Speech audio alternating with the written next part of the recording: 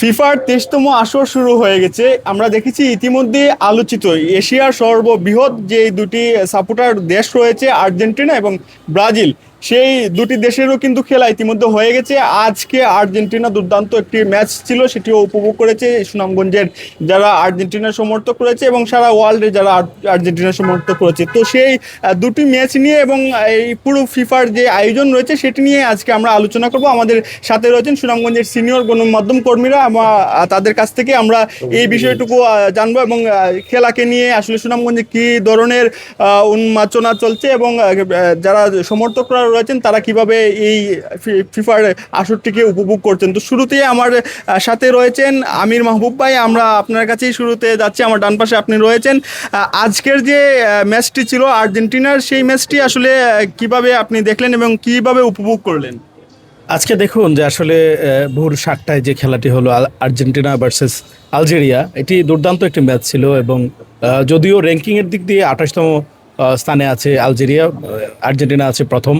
তো এই জায়গায় হচ্ছে বিশ্বকাপ যারা খেলে মোটামুটি সব দলই ভালো খেলে।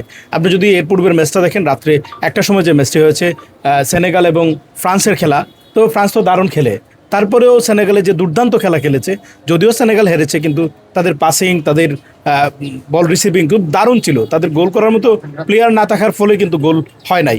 তবে এই যে অনেকেই বলে যে আসলে ছোট দল বড় দল, এগুলো বিষয় না। মরক্কোর সাথে দেখেছেন ব্রাজিলের মতো এত ভালো দল, যারা ব্রাজিল দাবি করে খুব ভালো দল, কিন্তু মরক্কোর মতো দলের সাথে তারা ড্র করতে হয়েছে। তো এই জায়গাগুলোতে যদি আমরা যাই, তাহলে আজকে বলা চলে যে আর্জেন্টিনার যে খেলাটা ছিল সেটি পুরোটাই মেসিময় ছিল এবং আজকে মেসি যে ফুটবলের জাদুকর সেটি তিনি আবারও প্রমাণ করলেন এবং তিনি টানা 3টি গোল করলেন। এই 3 গোলেই কিন্তু আজকে আর্জেন্টিনা জয় পেয়েছে এবং এই জয়ের কারণেই আগামী ম্যাচগুলোতেও আর্জেন্টিনা এক্সট্রা অ্যাডভান্টেজ পাবে এবং সেই ম্যাচগুলো জিতবে এবং সর্বোপরি আর্জেন্টিনা এবছর ফাইনাল খেলবে, ফাইনাল খেলে তারা 4র্থতম বিশ্বকাপ জয় করে নেবে। আচ্ছা, আমরা আর্জেন্টিনার ম্যাচের কথা শুনলাম, এবার ব্রাজিলের যে বিগত ম্যাচটি সেটি নিয়ে জানবো। আমার বাম পাশে রয়েছেন শাহাদ হাসান সবুজ ভাই। আপনি ব্রাজিলের ম্যাচটি নিয়ে কি মন্তব্য করবেন? প্রথমেই আমি সুনামগঞ্জের খবরকে ধন্যবাদ জানাই, তারা একটি সুন্দর আয়োজন করেছে। ব্রাজিলের কথা যদি আসলে বলি, ব্রাজিল মানেই তো ফুটবল। আপনি যদি ফুটবলের সৌন্দর্য দেখতে চান, অথচ নান্দনিক খেলা দেখতে চান, এটা ব্রাজিলের দ্বারাই সম্ভব। আর প্রথমে একটু র্যাঙ্কিং এর কথা বলি। ব্রাজিল হচ্ছে এই আসরের আসলে 6ষ্ঠতম দল এবং মরক্কো সপ্তম দল। তো সেই দলের সাথে ব্রাজিলের যে খেলাটা আপনি দেখেন, ব্রাজিল, হ্যাঁ আমি বলছি যে ব্রাজিল প্রথম অবস্থায় একটু তারা ভালো খেললেনি। পরবর্তী যে ব্রাজিলের যে মানে অ্যাটাকিং অত্যন্ত ভালো ছিল এবং ব্রাজিল মরক্কোর সাথে হাড্ডাহাড্ডিভাবে তাদের ড্র হয়েছে। তবে এখানে আমি বলি আরেকটি দল আছে, আপনারা জানেন, তারা সবসময় চাপাবাজি করে। জার্মান 6টা গোল দিয়েছে, জার্মান 7টা গোল দিয়েছে, এটা নিয়ে হই হুল্লোড়, এই করব সেই করব, ফেসবুকে টিকা যাচ্ছে না। কালকে দেখেন তারা 28 নম্বর দলের সাথে খেলে এখন মানে উরু চিৎকার করে সারা বাংলাদেশ মাতিয়ে দিচ্ছে। সুনামগঞ্জের কথাই বলি, কালকে আবার সকাল থেকে আর ফেসবুকে ঢুকা যাচ্ছে না, আমরা এই করেছি সেই করেছি, মেসি এই করেছে, মেসি সেই করেছে। আরে ভাই, মেসি করছে ঠিক আছে, কার সাথে খেলছেন? এসে তো আমার 16 গড়ে যে টিম রয়েছে, পাড়ার টিমের সাথে খেলে আপনি এসব কথা বলছেন। আপনি শীর্ষের থাকা দল, আপনি 28 নম্বর দলের সাথে খেলে এত ভাব নিচ্ছেন, কি হচ্ছে? তবে আমি সর্বশেষ যেটি বলছি, ব্রাজিল নান্দনিকতার ছোঁয়া সবসময় দেখিয়ে যাচ্ছে এবং আমরা হেক্সা মিশন নিয়ে মাঠে নেমেছি। বিশ্ব চ্যাম্পিয়ন, 5বারের বিশ্ব চ্যাম্পিয়ন ব্রাজিল, এবারও আমরা হেক্সা মিশন। ঠিক আছে, আমরা হেক্সা মিশন দেখবো আসলে ব্রাজিল কতটুকু করতে পারে। এখন যাব শহীদুর ভাইয়ের কাছে। এই যে দুটি ম্যাচের সমন্বয়ে আপনি করবেন, কোন দলটি কিভাবে খেলেছে সেটি একটু বিশ্লেষণ করবেন। কার কি ঘাটতি ছিল, কে কোন দিকটিতে এগিয়ে ছিল? ব্রাজিল সম্পর্কে যদি বলতে হয়, আপনারা দেখলেন এটা আমি অভিনয় করতেছি, এর মধ্যে কিন্তু চা নেই। অর্থাৎ এটার সাথে ব্রাজিলের একটা একেবারে ওতপ্রোত আছে, কারণ তাদের এই কাপে কিছু নাই, এতক্ষণ আমরা অভিনয় করতেছি, তাদের মধ্যেও কিছু নাই, তারা ভাব দেখায়। মানে খেলাতে এখানে যদি একটু যুক্ত করি, শুরুতে কিন্তু ছিল, কিন্তু এখন খেয়ে ফেলছে। এটাই বলছি, মানে আগে খাওয়া হয়ে গেছে, খালি কাপ নিয়ে ভাব দেখা, আগের কাপ নিয়ে। আরে ভাই, আপনার কাছে আগের পূর্বপুরুষদের ঐতিহ্য আছে, মানে অনেকের জমিদারি আগে ছিল, কিন্তু এখন তার কাছে কোনো ধরনের জমি নাই। তো এই যে ব্যক্তি এখন দরিদ্র অসহায় অবস্থায়, যে দলে এক বেনি ছাড়া, যাদের তারকা বাবা হয় নেইমার, সেই নেইমার সারা বছর হাসপাতালে থাকে, তো এই হাসপাতালের রুগীরে নিয়ে আপনারা এত বড়াই করতেছেন, আর আপনারা আর্জেন্টিনার সাথে কথা বলেন।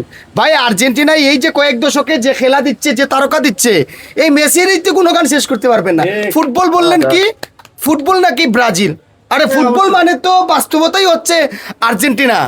আপনারা যে হারে যে এই মরক্কোর সাথে যে খেলা খেলেন, সেটা যদি ধারাবাহিকতা বজায় রাখেন, তাহলে আমরা আশঙ্কা করছি আপনারা প্রথম রাউন্ডেই শেষ, অর্থাৎ সেকেন্ড রাউন্ডে যাইতে পারবেন না। আর আপনাদের জনপ্রিয়তা এমন তলানিতে গেছে, এটা আর সেটা উঠতে পারবে না। এক কথায় কাপ আছে আমাদের কাছে, এই কাপ পারলে নিয়ে দেখুক ব্রাজিলের মানুষরা। ঠিক আছে, এবার আমরা একটু কর্ণধার কাছে যাব। এই দুটি খেলা নিয়ে এবং কার কতটুকু সক্ষমতা দেখলেন সেটি একটু জানাবেন। দেখুন, খেলা এবং টকশো হতে হয় সমান সমান। ব্রাজিল খেলে 6 নাম্বার 7 নাম্বার দলের সাথে, আর আর্জেন্টিনা খেলে 28 নাম্বার দলের সাথে। একটা পার্থক্য। পাশাপাশি আপনি যদি শুধু অতীত বলেন, 2022 তো অতীত, আজকে যেটা বর্তমান, আগামীকাল সেটা অতীত। তার মানে কি আপনি অতীত নিয়ে গৌরব করবেন না? আপনার নাই, তাহলে গৌরব করবেন কিভাবে? তাহলে তো আপনারা ইয়ে করেন, আগের যে দুটো বিশ্বকাপ ছিল 2022-এর আগে, সেগুলো বাদ দিয়ে বলেন, তখন তো বলবেন না। সেগুলো নিয়েই তো বলতেছেন। যাদের গৌরব করার মতন অতীত আছে তারাই গৌরব করবে, এটাই স্বাভাবিক। যাদের নাই তারা তো জেলাস ফিল করবে। আমরা বিশ্বাস করি বিগত সময়ের মধ্যেও এবছরও ব্রাজিল ষষ্ঠবারের মতো বিশ্বকাপ জয় করবে।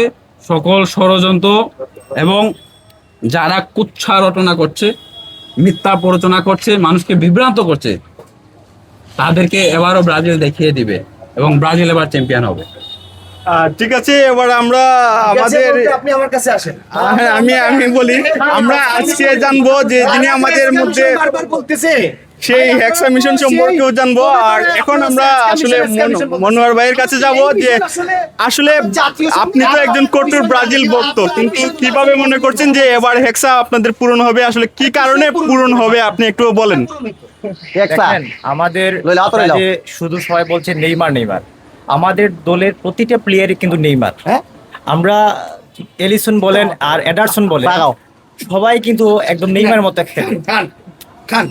দেখেন একমাত্র ব্রাজিলেই আপনারা দেখবেন যে কিপার পাসিং করে, কেয়ারি করে, এটা ইতিহাসে কোথাও নেই। আপনারা এক মেসি নিয়ে আছেন, মেরাডোনা হাতে গোল দিল, ওইটা বলছেন না, কিন্তু আমাদের এলিসন হাতে খেলে, পায়ে খেলে। এবং আমরা এবার বিশ্বাস করি আমাদের যে ব্রাজিল টিম প্রথমত মরক্কোর সাথে ড্র করেছে, এটা একটা কৌশল। পরের যে 2 ম্যাচ আছে সেই 2 ম্যাচে ভালো করবে এবং এবার বিশ্ব চ্যাম্পিয়ন হয়ে এরা বাড়ি ফিরবে। কি বলে রে ভাই? আরে ভাই এলিসনের কথা বললো, গত খেলাটায় দেখলাম এলিসনকে ভরে দিল। আচ্ছা, এবার আমরা পুরো আসর জুড়ে আসলে আর্জেন্টিনা কতটুকু সক্ষমতা দেখাতে পারবে এবং আবারও কি আর্জেন্টিনা সেই তাদের যে চ্যাম্পিয়ন সেটি কি ধরে রাখতে পারবে কিনা, সেই বিষয়ে আমরা সর্বশেষ জুয়েল ভাইয়ের কাছ থেকে শুনবো। আসলে আমরা বলি, আসলে ব্রাজিল এবং আর্জেন্টিনা যে উন্মাদনা, এটা প্রতি বিশ্বকাপে এইভাবে ছড়িয়ে পড়ে। বিশ্বকাপ উন্মাদনা মানে আমরা মনে করি আর্জেন্টিনা এবং ব্রাজিল এই দুই দলের মধ্যে সীমাবদ্ধ। যদিও ব্রাজিল আসলে আমার সহকর্মী যেভাবে বলেছে, ব্রাজিল তাদের যেই সেই চিরাচরিত অতীতের যে 5টা কাপ, সেই কাপ নিয়ে পড়ে আছে 2002 সালে। মানে আমার মনে হচ্ছে এই যে আমার পাশে যেই প্রজন্ম বসা, এই প্রজন্ম ব্রাজিলের কাপ নিতে দেখেছে কিনা আমার সন্দেহ আছে। সেই 2002 সালে ব্রাজিল কাপ নিয়েছিল, সেটা আমার মনে হয়, আমি একটু স্মরণ আছে, দেখেছিলাম। এর আগে আসলে দেখি নাই। কিন্তু এই যে পুরো একটা প্রজন্ম 2002 পরে প্রায় 24 বছর কাছাকাছি হয়ে যাচ্ছে। আর সামনে ওয়ার্ল্ড কাপ আসলে যদি ব্রাজিল এই ওয়ার্ল্ড কাপ জিততে না পারে, সেই ক্ষেত্রে আসলে ব্রাজিল প্রজন্মটা বিলীন হয়ে যাবে। তো আমরা চাই আসলে এই প্রজন্মটা বিলীন হোক না হোক, ব্রাজিল খেলুক ভালো। যদিও তারা মুখে বেশি খেলে, মাঠের খেলার চেয়ে তাদের যে 5টা কাপ, 2টা জুয়েলারি কাপ, 3টা বিশ্বকাপ, সেইগুলো নিয়ে তারা এখনো পড়ে আছে। এবং ব্রাজিলের যে খেলা, আমরা সত্যি কথা বলতে আসলে ব্রাজিল 98-94 যে খেলা ছিল, যে শৈল্পিক খেলা ছিল, সেটা তারাও স্বীকার করে। সেই শৈল্পিক খেলা কিন্তু এখন আর ব্রাজিলের নাই। সেই আসলে তারা এই যে চাপার ওপর টিকে আছে এবং তাদের যে বড় বড় প্লেয়ার দাবি করে, সেই প্লেয়ার আমার সহকর্মী বলছে তাদের আসলে হাসপাতালে রেখেই, সেই প্লেয়ারকে রেখেই তারা আসলে স্কোয়াড ঘোষণা করে। যে প্লেয়ার ফিট নাই, তার মানে তারা আসলে যে নেইমারের যে স্কোয়াডে থাকবে কিনা, সেই উন্মাদনা, সেই প্লেয়ার থাকবে কিনা, সেটা নিয়েই তারা আসলে এখন করে। আসলে এই এই সুনামগঞ্জ শহর জুড়ে পুরো গ্রামগঞ্জে সব জায়গাতেই কিন্তু এই উন্মাদনাকে রেখে শহীদুল ভাইয়ের কাছে যাই সম্প্রীতি কতটুকু বজায় থাকবে এবং সমাজের প্রতি যে কতটুকু আসলে সামাজিকভাবে আপনার কি একটা মেসেজ থাকবে সমাজের জন্য এই খেলাকে ঘিরে যেন কোনো ধরনের অপ্রীতিকর ঘটনা ঘটে কিংবা এ ধরনের কি একটি মেসেজ থাকবে সমাজের কাছে? আমরা খেলাধুলা যদিও সিরিয়াস, কিন্তু বাস্তবতা হচ্ছে আমরা সম্প্রীতির মাঝেই আছি। এই যেমন ব্রাজিলের সাথে আমরা বলছি, তাদেরকে সান্ত্বনা আমরা দেই, তারা এই হলুদ জার্সি পরুক, 7টা খাক, 7 আপ খাক, আমাদের মধ্যে সম্পর্ক ভালো আছে, আমরা লাগলে 7 আপ দিব, সমস্যা নাই। দেখেন, আপনারা এমন একটি দলের যে ভক্ত, আপনার সম্প্রীতি মানেন না। আপনারা মাঠে যখন পারবেন না তখন এখানে আসবেন, এসে হাতি পায়ে মানে একদম আপনি অঘটন ঘটাবেন। আমরা এখনই যারা এই বিষয়ে এখন দেখছেন, আমরা বলছি না, আপনি কি বলছেন ভাই? ওখানে মানে কথা বলতে দিন আমাদেরকে। আমি বলছি শেষ করতে হবে, কেন শেষ করতে হবে? এটাই আশা থাকবে পুরো আসর জুড়ে এই সম্প্রীতি, এই উন্মাদনা যেন বজায় থাকে এবং আমরা এই সুন্দর একটি যে ফিফার আসর রয়েছে সেটি উপভোগ করতে পারি। আজকের অনুষ্ঠানটি এখানেই শেষ করছি।